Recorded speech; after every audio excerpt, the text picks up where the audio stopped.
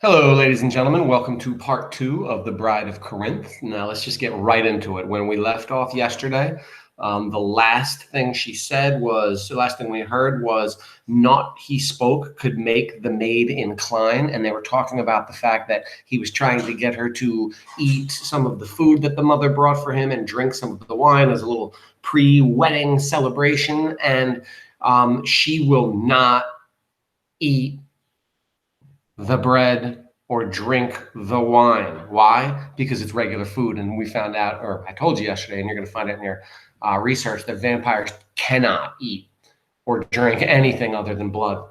There are some legends that say that if they do, they'll throw up blood for weeks, or at least a week at a time, that it's very awful for them. I don't really feel bad for sick vampires, but so let's go right from there. So she will not drink or eat the food. Let's continue.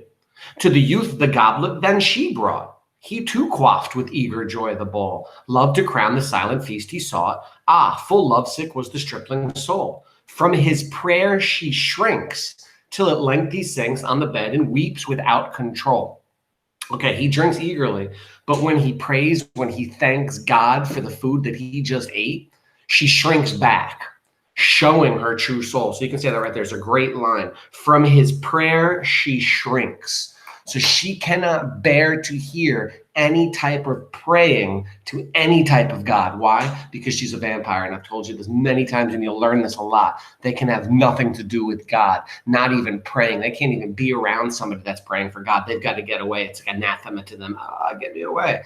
So he actually starts crying on the bed without control. I wonder why. Is it because he now realizes what he's dealing with? And if he does, why is he not getting the heck out of this place? Let's see. Maybe he realized he can't, but let's go on. And she comes and lays her near the boy. How I grieve to see thee sorrowing so. If thou thinkest to clasp my form with joy, thou must learn this secret sad to know. Yes, the maid whom thou callest thy loved one now is as cold as ice, though white as snow. See, I kind of like this girl because she's straight honest with him. She says, okay, if you want to hold me, if you want to, consummate our marriage, then you have to know the truth. I'm dead. Okay, I'm not even alive right now. Now, remember back to the beginning when I told you what this was all based upon? Based upon a girl, the Phalag of Trungalon or whatever it's called, and it was a dead girl who comes back to life so that she can have joy, that she can know what it's like to make love with a boy or a man, that this is based upon that. So again, you have this girl who says, if you want to be with me, you have to understand I'm cold as ice, I'm dead. So let's see what he says. Then he clasps her madly in his arms, while love's youthful might pervades his frame. So he's got the hots for her, and he's feeling that warmth, right? So he just grabs her. I mean, what's the stupidest line a boy could say to a girl who said, I'm too cold to hug? And what is he going to say? Come here, baby. I'll warm you up. Yes. That's basically what he says, OMG. But, he's a young guy. He thinks he can bring love and heat back into her life. Listen.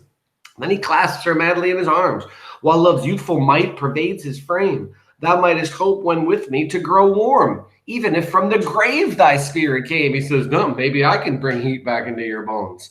Breath for breath and kiss, overflow of bliss. Dost thou not, like me, feel passion's flame? He goes, come on, baby. I'll warm you up. Come and kiss me, and I will give you my heat. Love still closer rivets now their lips. Wait a minute. Do they need privacy? Listen. Tears they mingle with their raptures blessed. From his mouth the flame she wildly sips. So she takes heat from his mouth. It's very strange. You're going to find that there's different types of vampires. When we do our types of vampires research, you're going to see that there are psychic vampires that steal psychic energy through a kiss. They pull like your life force, your chi, your ka out of your body.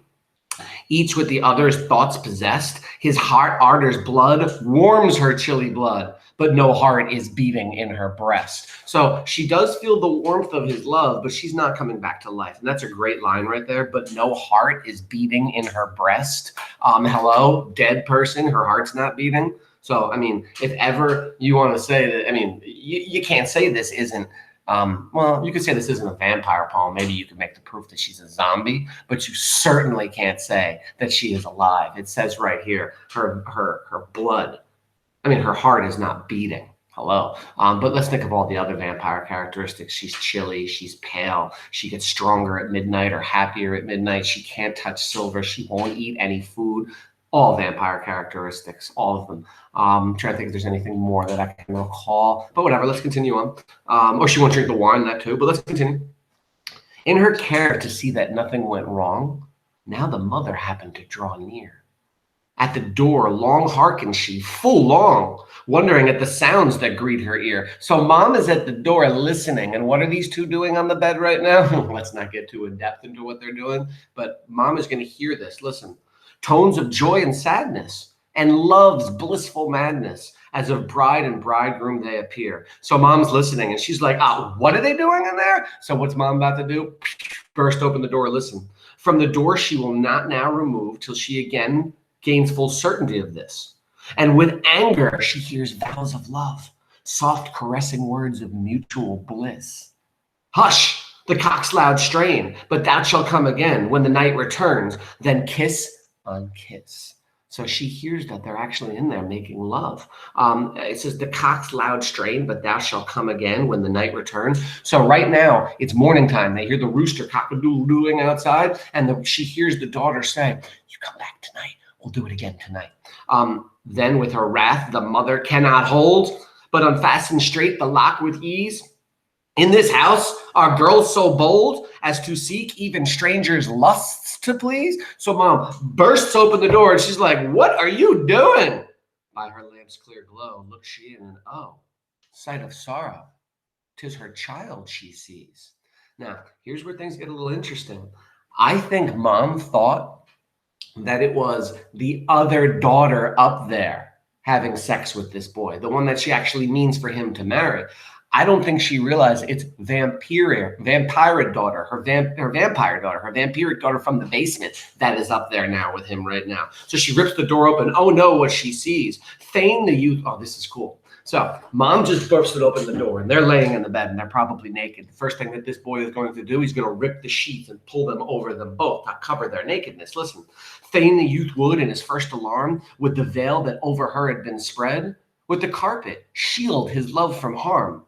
But she casts them from her voice of dread, and with spirit strength and its specter length, lifts her slowly figure from the bed. So this is really cool. So he covers her up with the sheets, right?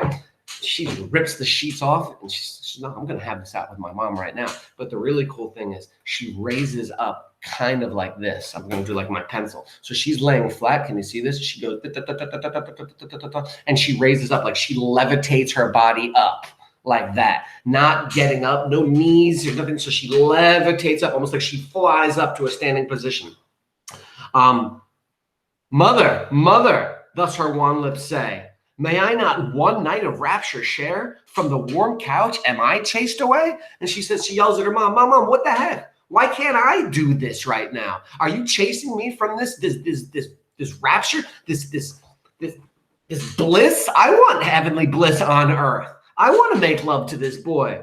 Do I waken only to despair? It contents not thee to have driven me an untimely shroud of death to wear. So basically, she's yelling at the mom, why can't I be happy with a lover? Why did you kill me? Why did you cause me to never be able to be happy like this? And then she says, but from out of my coffin's prison bounds, by a wondrous fate, I'm forced to rove, while the blessings and the chaunting sounds that your priest to light in useless prove. Water, salt, or vain, fervent youth to chain, even earth can never cool down love. She says, there's nothing for me in this life. I have to get up. I have to go eat people in the middle of the night. I don't get to go to church. I can't listen to the prayers anymore. So you've expelled me from everything. You've expelled me from life and love and God and the church. What the heck, Mom? Now, the cool thing is, while she's yelling at her mom all these things, why'd you turn me into a vampire? Why do I have to kill people? You got the lover. This guy she just made love with. He's laying in the bed and he's listening to this. Now, before this, she did warn him, but I don't think he was listening. He was thinking about one thing only. But now he's listening more and more, and he's realizing, wait a minute, what's going on here? Listen. When that infant vow of love was spoken, Venus's radiant temple smiled on both. Mother, that thou hast promised since has broken, fettered by a strange, deceitful oath. Gods, though hearken ne'er, should Should a mother swear to deny her daughter's plighted troth? She said, since we were betrothed, back when I was kids and you told me I was going to marry this guy, everything was great. I've been happy. I was so excited about this. But then you did this to me, and now I can't be happy with him. You have taken away my one dream of happiness, Mom, with this man. Why would you do such an evil thing? Why? She says, since that promise you have broken by your strange, deceitful oath, all right? But why did you make that deal with God that turned me into this? So you could live happy and go to heaven? From my grave to wander, I am forced, still to seek the good long severed link, still to love the bridegroom I have lost, and the lifeblood of his heart to drink. When his race is run, I must hasten on, and the young must neath my vengeance sing. She goes, not only did you rip away my happiness and my link to God, but you've made it so that after I've just made wonderful love with this guy, I now have to kill him and eat him. That's not cool. Oh my God. So if you're this guy sitting there and you've heard all this and now you just heard her say she's going to kill you and drink your blood, now you're like, whoa, wait a minute, listen.